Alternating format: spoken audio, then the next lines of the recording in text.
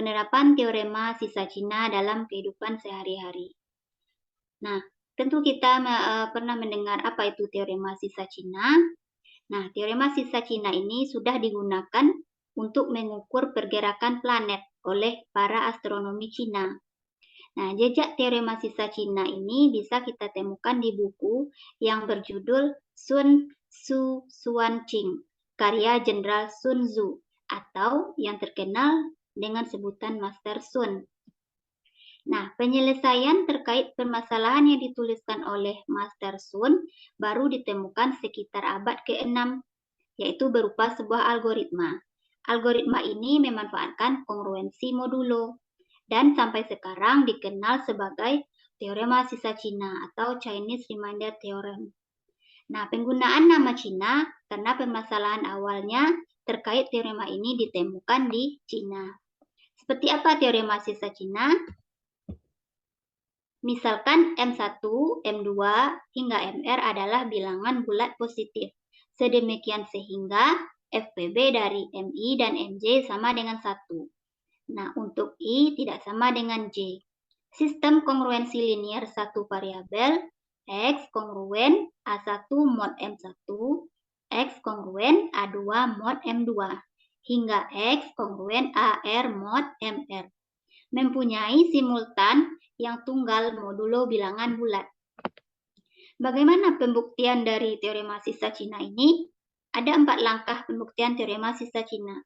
Yang pertama, kita nyatakan permasalahan terlebih dahulu ke dalam bentuk sistem kongruensi linier. Kita misalkan X kongruen A1 mod M1, X kongruen A2 mod M2, hingga X kongruen AR mod MR. Langkah yang kedua, kita pastikan bahwa M1, M2 hingga MR semuanya saling relatif prima. Artinya, memiliki FPB sama dengan 1. Jika tidak, maka kita sederhanakan terlebih dahulu sistem tersebut dengan menggunakan sifat-sifat kongruensi modulo. Langkah yang ketiga, tuliskan XK kongruen inverse dari MK mod MK dan selesaikan inverse modulo tersebut. Langkah yang keempat, nyatakan solusi sistem sebagai X kongruen sigma I sama dengan 1 hingga R AI kali MI kali XI mod NK. Atau X kongruen A1 kali M1 kali X1 ditambah A2 dikali M2 dikali X2 hingga ditambah AR dikali MR dikali XR dikali mod NK. Selanjutnya kita masuk kepada penerapan dari kasus yaitu teorema sisa Cina. Yang pertama di mana yaitu seorang peternak memiliki sejumlah sapi. Nah, jika ia memasukkan 5 ekor sapi masing-masing ke dalam sejumlah kandang secukupnya, maka ada 2 ekor sapi yang tidak masuk kandang.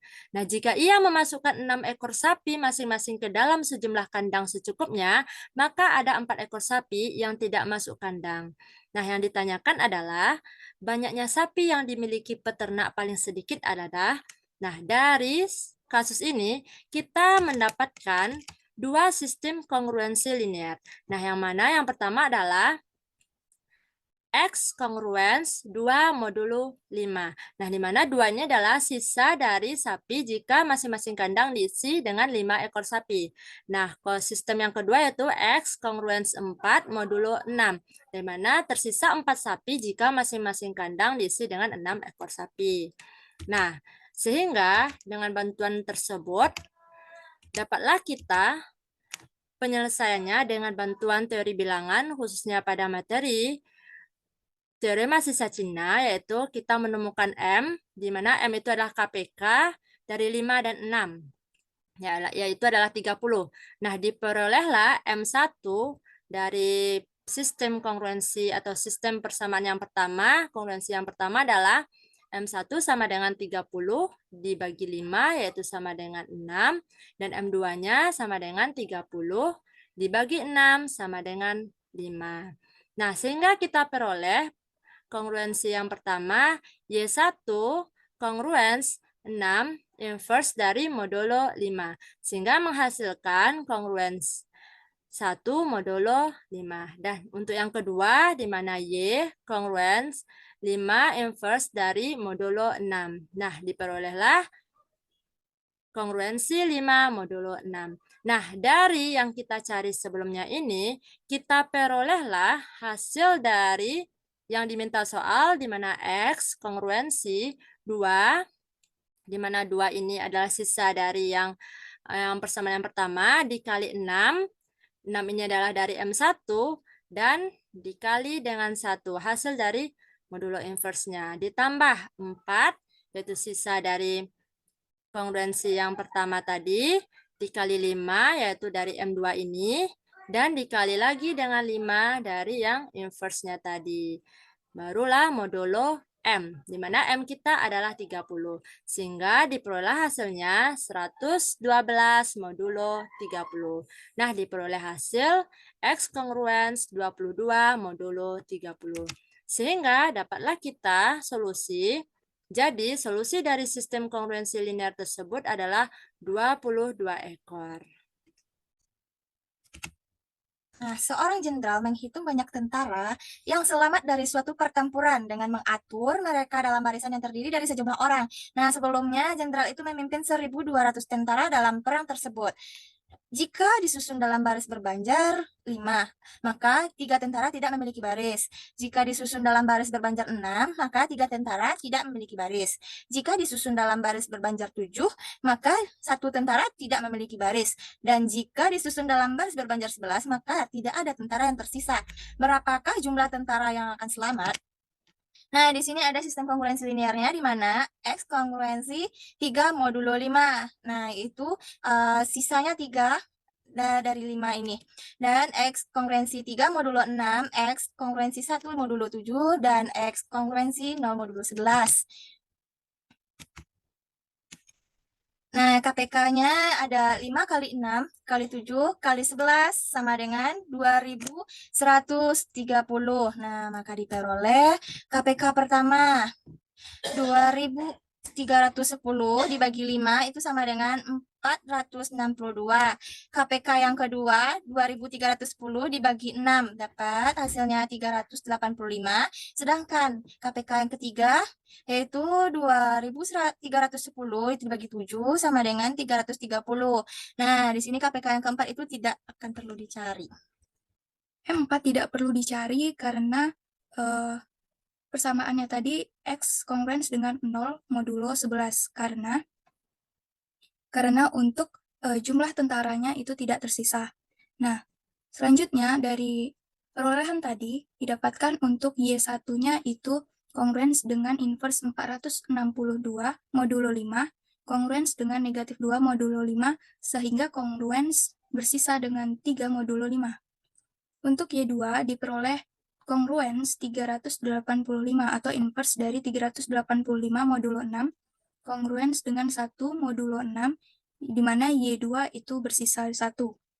Dan untuk Y3-nya itu inverse dari 330 modulo 7, kongruens dengan 1 modulo 7.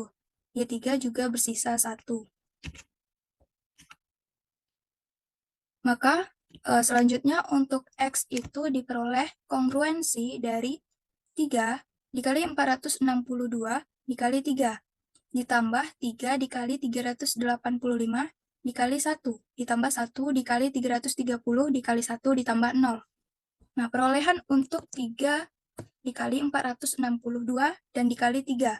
Nah, untuk 3 ini merupakan sistem kongruensi di X, di mana 3 dikalikan dengan M1-nya itu 462 dan dikalikan dengan sisa dari Y1 itu 3. Dan ditambahkan dengan 3 yang merupakan tadi persamaan dari X kongruensi 3 modulo 6.